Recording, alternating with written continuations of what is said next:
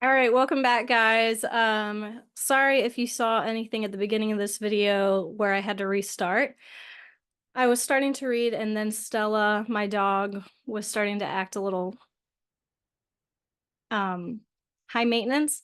So I had to help her out, and then now I'm back, and we are going to go ahead and start reading the next chapter in The Wild Robot, which is chapter 32, The Deer. Also, welcome to outer space. Thanks for joining me.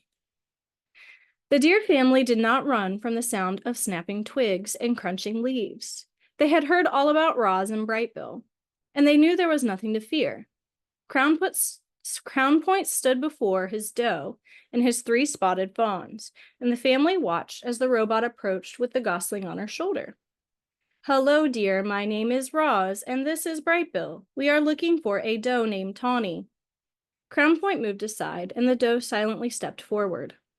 Mr. Beaver helped us build a lodge, said Roz, and he thought you might help us grow a garden. Mr. Beaver helped you? Came Tawny's gentle voice. You must have done something for the beavers. I brought them freshly cut trees, said Roz. Tawny looked at Crown Point, and the buck slowly nodded. I will help you grow a garden, said the doe to the robot, if you will let my family eat from it. The robot nodded in agreement, and then she quietly led Tawny back to the nest. Here's the deer family. Very cute. Chapter 33, The Garden.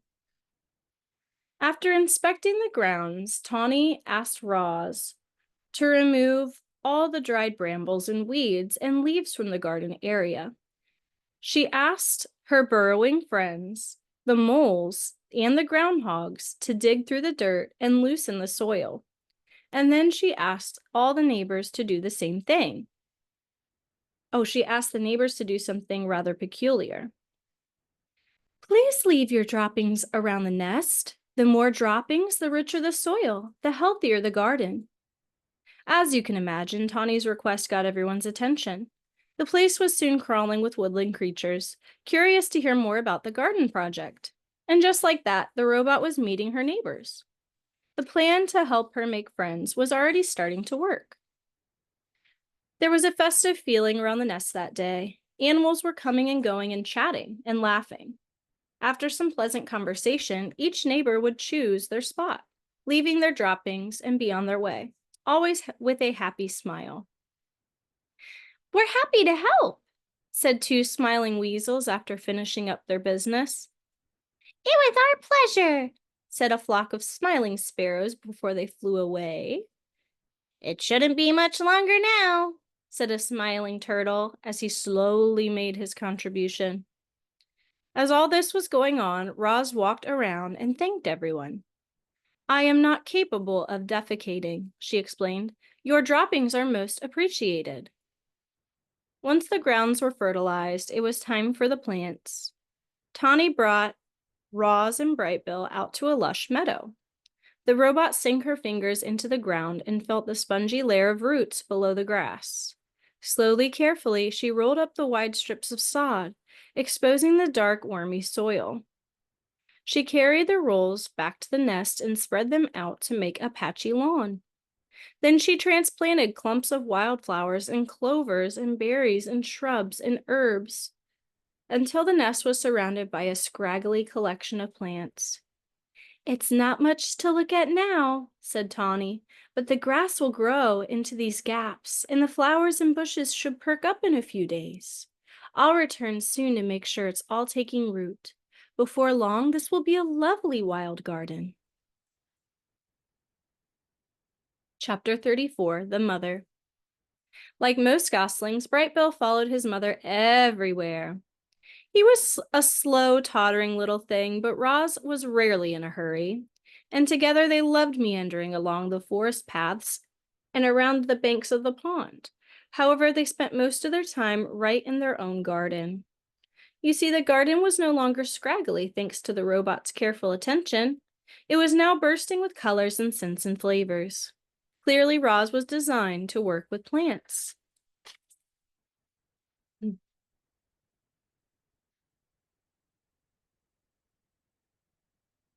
Oh, Roz, you've been busy, said Tawny as her family grazed on the wonderland of growing things. This garden is glorious. You'll be seeing quite a lot of us around here. Tawny meant what she said. Each morning around daybreak, Roz and Brightbill would hear quiet footsteps outside the nest. And there would be Tawny and Crownpoint and their fawns, Willow, Thistle, and Brook, happily nibbling on the garden. The deer weren't the only regular visitors. The beavers became quite fond of gnawing on a certain hardy shrub at the edge of the garden. Dig Down, the old groundhog, popped up to munch on berries. Broadfoot, the giant bull moose, came by to chew on tree shoots. And of course, bees and butterflies were there every day, happily floating through the flowers. There always seemed to be friendly animals hanging around the garden. It was amazing how differently everyone treated Roz these days. Animals who once ran, 1 second, please. Sorry about that. Okay. It was amazing to see how differently everyone treated Roz these days. Animals who once ran from the robot in fear now stopped by the nest just to spend time with her. The neighbors smiled and waved whenever Roz and Brightbill wandered past. And at the dawn truce, the other mothers were eager to share their parenting advice.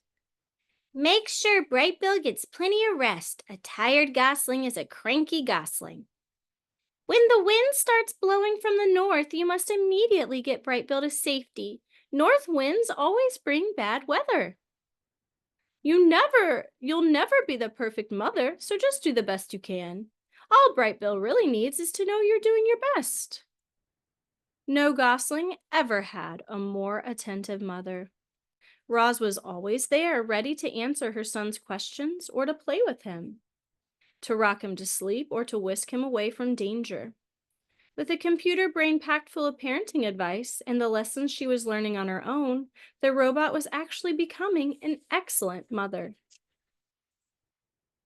We're going to stop there for today. That's a good stopping point. I hope you enjoyed today's read aloud of The Wild Robot. If you are watching this on the day of recording, in this area we have fireworks this evening locally. So if you are going to participate in that, make sure that you are being safe. Also, it's supposed to rain tonight, so be extra safe, please, from Mrs. Keller. I'd appreciate it. Have fun, and I hope to see you next time. Thanks for stopping by.